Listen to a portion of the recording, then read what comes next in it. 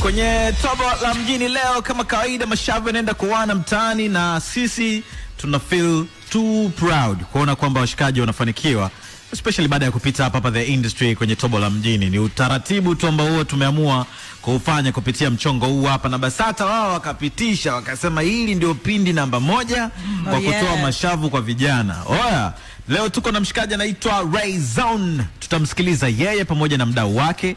Jamani, ngoma yake inaitwa Sitaki, lakini maelekezo na kila kitu Ray to the zone. Ni aje?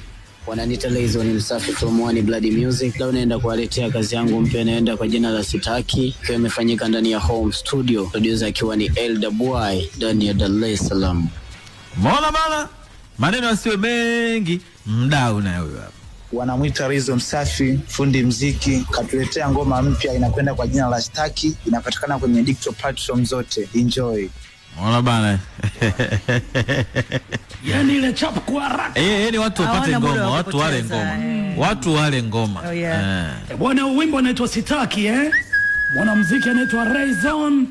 Wimbo unaitwa Sitaki, kwa mara ya kwanza unachezwa hapa. Kisha baada ya wimbo kulia tu tunahitaji simu moja.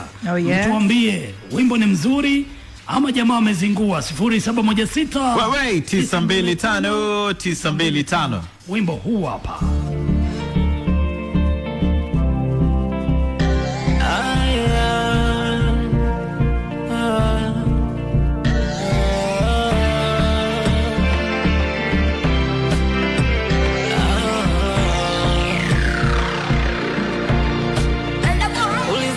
Utakuwa nami, utaishi nami daima.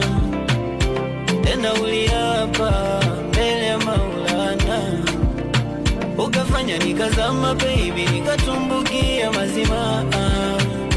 Kumbe ulikuwaga